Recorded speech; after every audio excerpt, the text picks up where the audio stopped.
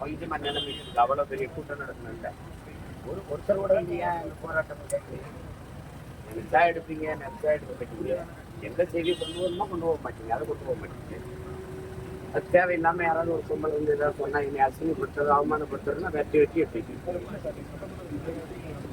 சரி தம்பி. அன்னைக்கு ஒருத்தராவது மின்கட்டண உயர்வுக்கும் சட்டம் ஒழுங்கு சீர்கேட்டுக்கு ஒரு போராட்டம் வச்சேன். நீங்க எடுத்து ஏன் போராட்டம்னு கேட்குறீங்க? அத்தனை பேர் நாங்க அவ்வளவு பெரிய பேரணி எடுத்து சாதிவாரி கணக்கெடுப்போம், சமூக நீதியும் பஞ்சமரணிடம் வைப்போம். உங்களுக்கு இல்லையா? இந்த தொலைக்காட்சி உரிமையாளர்கள் அவர்கள் வாரிசு இல்லையா அந்த பிரச்சனை? எங்களுக்கு சொந்த தேவைக்கு போராடணுமா? ஏன் இந்த பேரணி எதுக்கு சாதிவாரி கணக்கெடுப்பு ஒருத்தர் கேட்கல.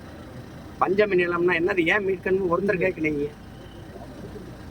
எது செய்தியோ அதை கொண்டு போறது இல்லை. மக்கள் பிரச்சனைக்கான செய்தியை கொண்டு போறது இல்லை. அப்புறம் எதுக்கு நான் எதுக்கு பேசணும் உங்களுக்கு? வேற இதை இன்னைக்கு அதை பத்தி தான் பேசுறாங்க. சாதிவாரி கணக்கெடுப்பு நீங்க பேசினதுக்கு அப்புறமா நீ போட்டுற புரியல, அப்படி போட்டுற புரியல. அப்படி உங்களை சொல்லட்டும். ஊடக முதலாளிகளுக்கு ஒரு அறம் வேணும்ல. நியாயமா கருத்தை வெளியிடுங்க. நீங்க ஒரு நேரம்னா எடுக்கிறதே இல்லை. இல்லைன்னா நான் விண்ணூர்தி நிலையத்திலிருந்து வர்றதுலேருந்து அப்படியே நேரில் காட்டிட்டு வருவீங்க. காவல் நிலையத்துக்கு போறாரு, பேசுறாரு. இதெல்லாம் எது மக்களுக்கு தேவை? நான் என்ன பிரச்சனையை, மக்களுக்கு உயிரான பிரச்சனையை எடுத்து போராடும்போது காட்ட மாட்டேங்கிறீங்க.